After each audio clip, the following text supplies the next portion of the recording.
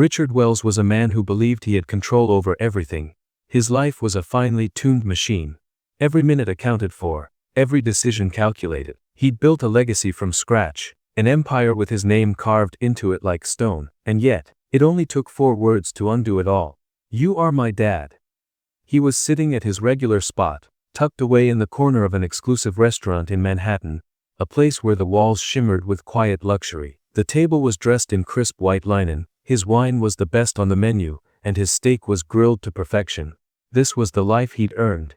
Success tasted good. And then a shadow moved into his line of sight. He expected the waiter returning with another bottle of wine. But when he looked up, his hand froze around his fork. There was a child standing at his table. A little girl, maybe 8 years old, her pale blonde hair tied back with a pink ribbon. She wasn't crying. She wasn't lost. She stood there calmly, hands clasped neatly in front of her, those wide blue eyes fixed on him with an intensity he couldn't look away from. "Muir Wells?" she asked softly. Her voice had a steadiness that didn't belong to a child. It was polite, but not shy. Like she'd practiced saying his name out loud, maybe over and over, until she got it right. Richard slowly set his fork down, confused by this unexpected interruption. Children didn't exist in his world. Not in his office, not at his parties, certainly not in his dining routine. "Heiss," he replied carefully. She took a breath, her chin lifting ever so slightly. "My name is Emily," she said. "And you're my dad." For a second, Richard didn't move. The hum of conversation in the restaurant faded to a dull buzz in his ears. He stared at her, the words catching up to him one by one, landing like punches to the chest. His first instinct was to dismiss it. This had to be some mistake. A scam. But the way she stood there, unflinching, something in him shifted. "You're mistaken," he said, though his voice lacked its usual firmness. Emily shook her head. "No, I'm not." She reached into a small purse hanging from her shoulder, pulled out a folded piece of paper, and laid it on the table in front of him with careful precision. Richard stared at it like it might explode. But his hand moved anyway, unfolding the document with practiced control that felt foreign in this moment. His name stared back at him from the page. Richard Wells. "Father." The words blurred briefly before his eyes sharpened again. It was an official paternity report. His signature was there too, undeniable, legal. He felt the bottom drop out of his world. "He found it in my mom's things," Emily said quietly. "She passed away 2 weeks ago." The words fell from her mouth like she'd said them before, but her eyes dimmed just a little as she spoke. Richard's throat felt tight. Sarah. Her name echoed in his mind like a distant bell. He hadn't seen her in nearly 10 years. Chicago, a few whirlwind months. He thought they had both moved on. Clearly, only one of them had. He cleared his throat. "Where have you been staying?" Emily shifted her weight. "With a neighbor. But she said I can't stay forever." There was no plea in her voice, no desperation. Just a fact, but it twisted something inside him. He didn't know what to call it yet. It had been years since he'd allowed himself to feel much of anything. His life had no room for surprises. And yet here was this girl, his daughter, standing in front of him with nowhere to go. Richard ran a hand through his hair, the gesture uncharacteristically uncollected. "Did your mother ever mention me?" Emily shook her head. "No. I didn't even know who you were until I found that paper." He studied her. There was something familiar about the curve of her chin, the way her eyes narrowed slightly as she spoke. Sarah's features were there, but his were too, like reflections woven together. "I don't want anything from you," Emily said after a moment, breaking his train of thought. He just didn't know where else to go. Her words stung more than he expected. She thought he'd turn her away. He probably would have, a year ago. Maybe even last week, but he wasn't sure he could now. Richard sat straighter, folding the paper carefully and placing it back on the table. "You'll stay with me tonight?" Emily's lips parted in surprise, but she nodded, as if she hadn't expected him to say yes, but had already made peace with either answer. Richard rose from his seat and led her out of the restaurant. The valet pulled his car around. Sleek, black Mercedes. He opened the door for her, not quite sure what he was doing, but knowing it was the right thing. She climbed in without hesitation, sitting primly in the passenger seat, her legs dangling above the floor mat. As he settled behind the wheel, he glanced over. She was staring out the window, her hands folded tightly in her lap. "Do you have anything with you?" he asked. She shook her head. "Just what I have on." The words echoed in his head as he drove. She had nothing. No suitcase, no backpack, no home.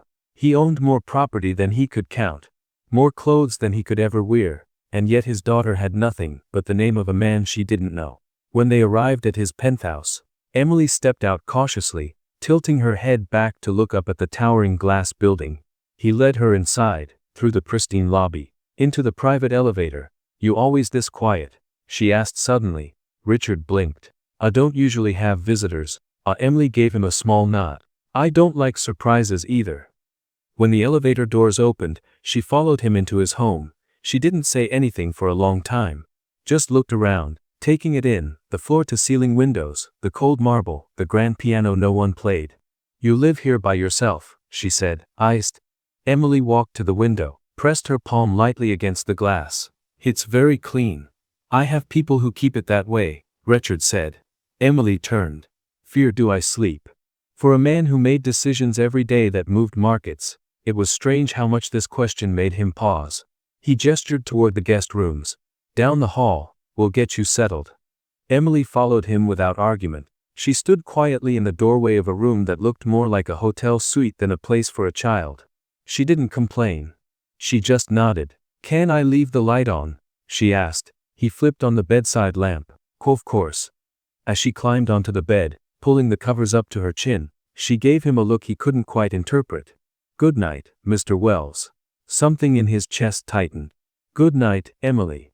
He left the door cracked open and stood there a moment longer, staring down the hallway. He had built his life around certainty, around numbers that always added up, but this girl had arrived and scrambled the equation. And for the first time, he wasn't thinking about how to fix it. He was thinking about what came next. Richard didn't sleep much that night. He lay in bed, staring at the ceiling, his mind running in circles. He was a man who understood complexity, deals that spanned continents, partnerships that took years to forge. But nothing had prepared him for this. For Emily. For the simple, shattering fact that he had a daughter.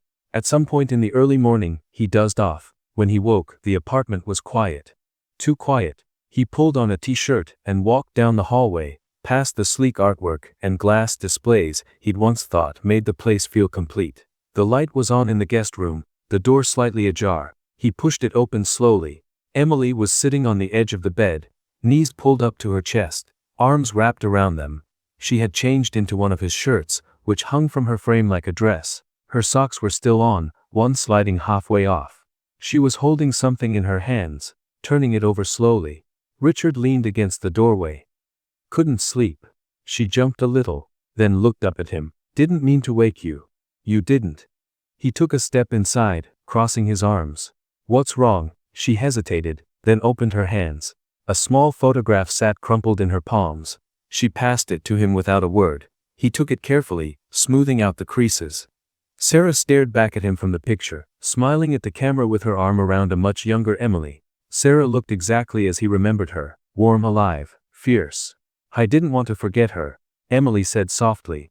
Richard sat beside her on the bed, still staring at the photo. He wasn't sure what to say. Sarah had left a piece of herself in this little girl, and he'd missed all of it. "You won't forget her," he said finally. Emily's head tilted slightly, her gaze searching his face. "Did you love her?" The question landed hard. He let out a breath. "I cared about her. We weren't together long." "She never talked about you," Emily said. Her voice was flat. "Just a fact." But it stung more than he expected. He swallowed. "He didn't know about you." "If I had." His voice trailed off. He wasn't sure what the rest of that sentence was supposed to be. "Who'd you have wanted me?" She didn't blink when she asked it. She wasn't trying to guilt him. She was just asking. Richard stared at the floor for a long moment. "I don't know what kind of father I would have been," he admitted. "But I would have wanted you." Emily nodded like she was filing it away in her mind. Like she might come back to it later and study it again. The room went quiet again. But it wasn't heavy. It wasn't uncomfortable. He stood after a while. "Are you hungry?" She looked up at him, small and serious. "Come on." They walked to the kitchen, her footsteps light behind him. The space was pristine, untouched, more like a showroom than a place where anyone actually ate. "Do you ever cook?" she asked as she climbed onto one of the stools. "Not often," he said. She rested her chin on her hands. "Mom made pancakes when I couldn't sleep." He raised a brow. "Pancakes?" I think I can handle that. Her eyes widened. You can make pancakes. He can follow directions. It wasn't as easy as he made it sound. The batter came out lumpy. He burned the first 2 attempts, but Emily didn't seem to mind. She sat there, legs swinging under the counter, watching him like she wasn't quite sure what to make of the man flipping pancakes in a designer kitchen. When he finally got it right, he slid a stack onto a plate and set it in front of her. She picked up a fork, poking at them cautiously, then took a bite. They're good, she said through a mouthful. Don't sound so surprised. She smiled, just a little. Richard sat across from her with a mug of coffee. Watching her eat felt strange, intimate. Like this was something he'd done 1,000 times before, even though it was the first. Afterward, she wiped her mouth with a napkin and looked at him carefully. How long do I stay here? He hesitated. She wasn't trying to challenge him. She was asking because she needed to know where she stood. He set his mug down. As long as you want. As long as you need. Emily nodded again, filing it away. The next morning Richard woke up before his alarm. He got dressed, his usual sharp suit feeling stiff for the first time in years. When he walked into the kitchen, Emily was already there, sitting on the stool again, nibbling on a piece of toast. You're up early, he said. She shrugged. Didn't know what else to do. You can do anything you want, he said. Read, watch to view. She looked around. It's really quiet here. He realized it was the first time he'd ever noticed. The apartment had always been silent, controlled. Now it felt hollow. What do you do all day? She asked. He gave a half smile. Wool gawk. That's it. That's it. Sounds boring. He laughed under his breath. Most people don't think running a company is boring. Emily picked at her toast. Mom worked a lot too, but she always made time for me. The comment cut deeper than he expected. What did you two do? Emily's face softened. She liked to draw. Sometimes we went to the park. Sometimes we baked cookies. Richard nodded slowly. We'll figure something out. Her eyes flickered up to his. Like what? He glanced at the clock. I'll think of something. He had a meeting in an hour. One he couldn't miss. But he couldn't leave her alone, either. He pulled out his phone and called Natalie. By the time she arrived, Emily was cross-legged on the couch, sketching in a notebook. Natalie stepped inside, her heels sharp on the marble floor. She was his right hand, always professional, always efficient. She took one look at Emily, then back at him. This her? She asked. This is Emily. Hi, Emily said. Natalie smiled faintly. Hook, I need you to stay here, Richard said. Just a few hours. Natalie didn't argue, but her eyes asked 1,000 questions. He wasn't ready to answer them. He'll be back soon, he told Emily. She tilted her head. You always leave for work. Not anymore, he said. And he meant it. As he walked out the door, he realized something. The world he'd built was shifting. And for the first time in his life, he didn't want to stop it. Richard's day at the office was a blur of numbers and meetings he barely registered. His attention drifted from the boardroom to his watch, counting down the hours until he could return home. He hadn't cared about leaving the office early in years. Now, he couldn't think of a single reason to stay. By lunchtime, he'd given up pretending to focus. He picked up his phone and dialed Natalie's number. She's fine. Natalie answered before he could say anything. She's been drawing for the last hour. We had lunch. I made her a sandwich. Richard leaned back in his chair. Thank you. Natalie hesitated. She's different. He smirked. Different how? From you, she replied. You build walls. She leaves the door wide open. But that hit him harder than he expected. He ended the call soon after and left the office before anyone else could try to stop him. When he walked back into the penthouse, it was quiet, but not in the hollow way he'd come to expect. It felt calm. Natalie was sitting on the couch, her tablet in hand. Emily was perched at the kitchen counter, focused on her sketch pad. You're back early, Emily said without looking up. You sound surprised. You're always working, she said, flipping a page. He stepped closer, glancing at what she was drawing. It was him, his face, sketched in pencil lines. She'd caught the sharp angle of his jaw, the set of his mouth. But there was something different in the drawing. Something softer around the eyes. You're getting good at this, he said. She shrugged. Practiced a lot. Natalie stood, gathering her things. He'll head out. Thank you, Richard said. As she left, she gave him one last look. Not professional, personal, and then she was gone. Richard poured a glass of water and sat across from Emily. She studied him for a moment. Do you always wear suits? She asked. He glanced down. I'm usually working. She frowned. You could wear jeans. I don't own any. Emily's eyes widened. No. She shook her head. That's weird. Richard chuckled under his breath. I'll take that under advisement. After dinner, they sat together on the couch. Emily was curled up at one end, drawing again. Richard found himself watching the news, but not really listening. Every few minutes, he'd glance at her, at how she leaned forward when she was focused, at how her pencil scratched across the page in quick, confident movements. Finally, she set her pencil down. Can we do something fun tomorrow? Richard hesitated. What do you have in mind? Emily shrugged. I don't know. Park, museum, something. Okay, really, he nodded. We'll figure it out. But the next morning, they left the penthouse and drove to Central Park. The air was cool, the sky clear. Emily ran ahead, her blonde hair catching the sunlight as she darted toward the playground. Richard followed at a slower pace, watching her with a strange ache in his chest. He'd spent years building a life where moments like this weren't possible. Now, he wasn't sure why he thought they weren't important. She climbed onto the swings, pumping her legs hard until she was nearly parallel with the ground.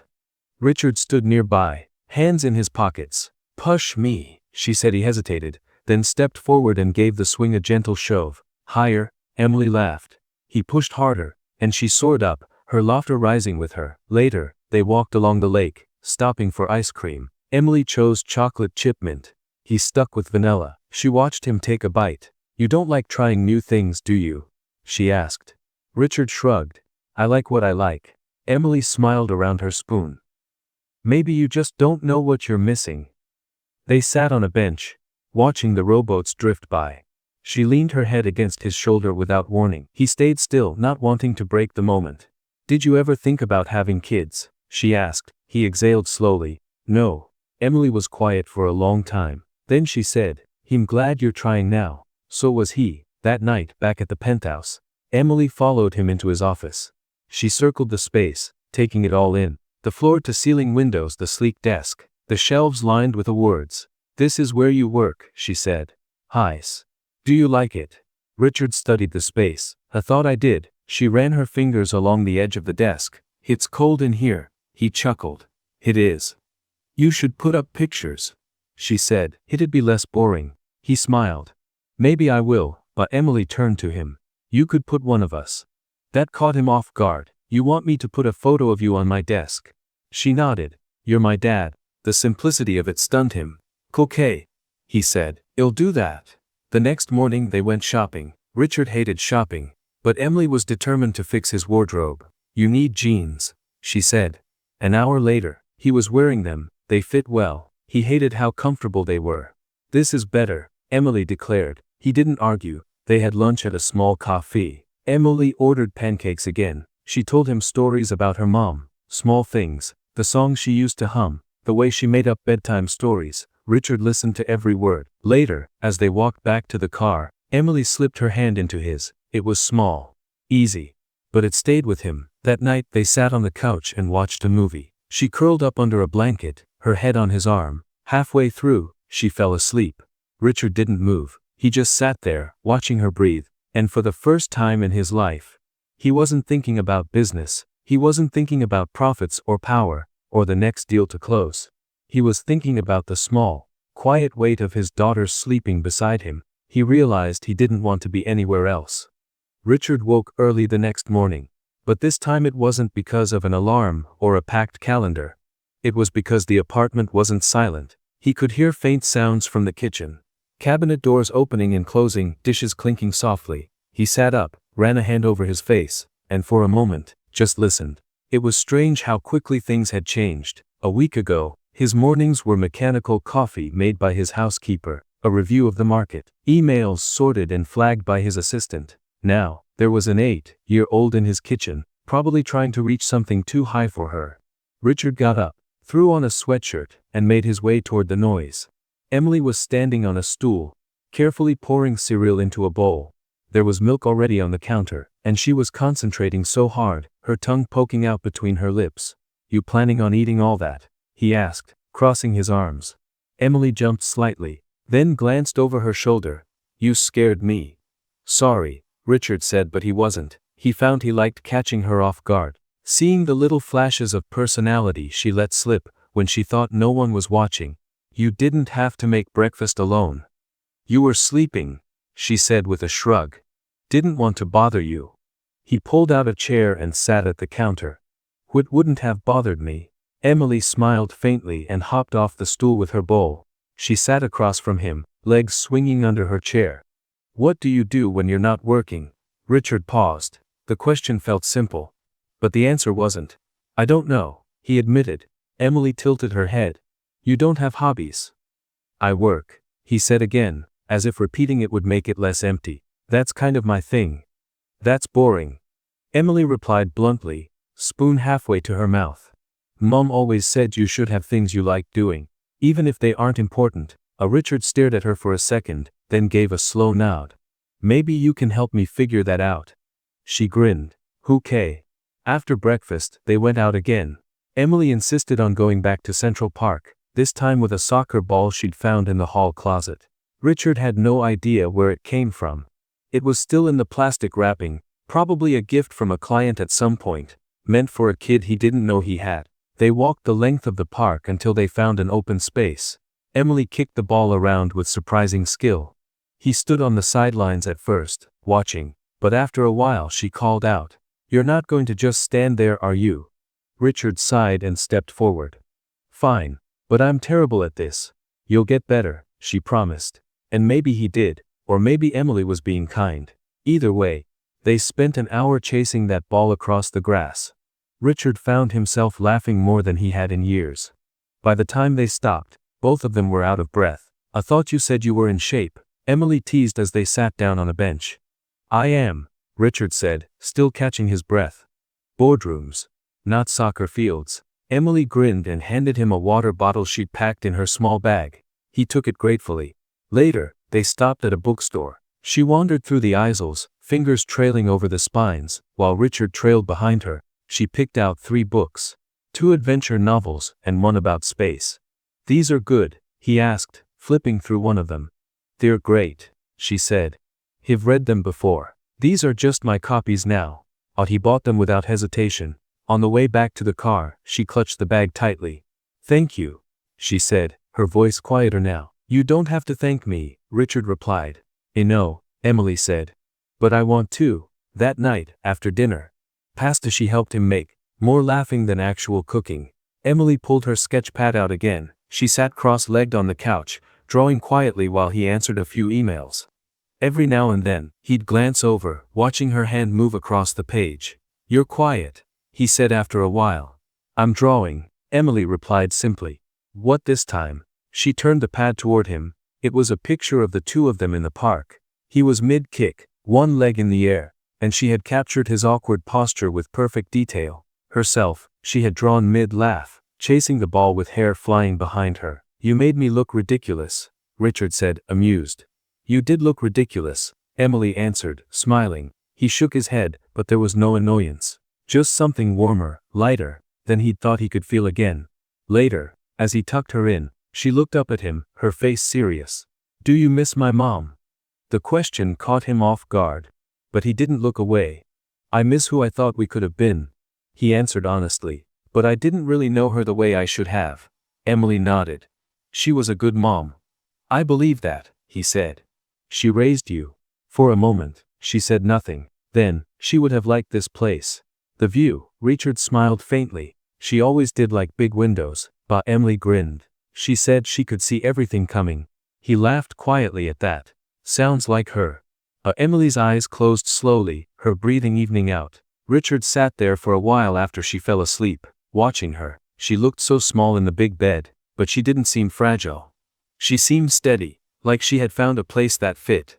And maybe, Richard thought, so had he. Richard found himself standing by the window late that night, staring out over the glittering city. The skyline had always felt like a badge of honor. Every building lit up below him had once been something to conquer, a symbol of how far he'd come. But tonight, it felt different, smaller, distant. His empire was still there, still his, but it didn't feel like everything anymore. He turned from the window, glanced down the hall toward Emily's room. The door was cracked open, just enough for her to feel safe. He'd left it that way on purpose. It had only been days, but the routine was already taking shape. He didn't expect that. He didn't expect how natural it felt. The next morning, Richard was the first one up. He made coffee, then poured a glass of orange juice for Emily. He sat at the kitchen island, scrolling through emails half-heartedly until he heard soft footsteps behind him. Emily appeared, her blonde hair wild from sleep, rubbing her eyes as she shuffled in. "You're up early," he said. She shrugged. "Couldn't sleep." He pushed the juice toward her. Then she climbed onto the stool and took a sip. They sat in silence for a few minutes, but it wasn't uncomfortable. It was the kind of silence Richard had never had with anyone else, easy, quiet. "Can we do something today?" Emily asked after a while. He set his tablet down. "Sure. What are you thinking?" "Something normal," she said. "Like what other people do." He thought about that. What did normal people do? His life had been boardrooms, flights, late-night meetings. Normal wasn't something he understood, but he nodded anyway. "We'll figure something out." They ended up at a small amusement park just outside the city. Nothing fancy, no VIP treatment, no private guides, just standing in line for rides like everyone else. Emily wanted to go on the Ferris wheel first. As they climbed into the cart, she sat close to him, legs swinging. "You scared of heights?" she teased. "No," he said.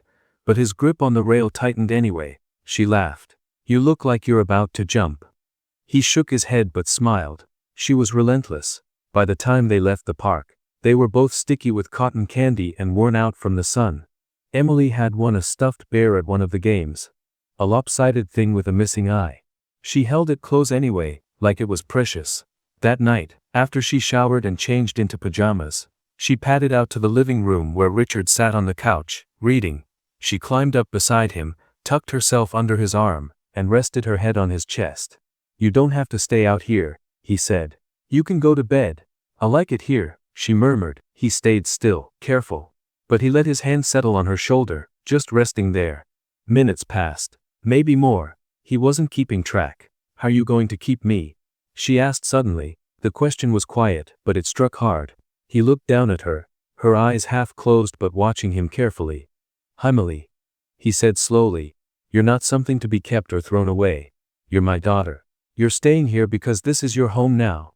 She was silent, but her body relaxed against him in a way that told him she believed it. A few days later, they were back at the park, this time with a leash in his hand. A small, clumsy puppy tugged at it, all floppy ears and excited barks. Emily crouched down, laughing as the dog licked her face. "He thought we were just looking," he reminded her. Emily grinned. "You said maybe." "I didn't say yes." "You didn't say no," she countered. He sighed but knelt down beside her, scratching the dog behind its ears. "What's its name?" Emily thought for a second. "Milo." "Milo," he repeated, nodding. "Seems fitting."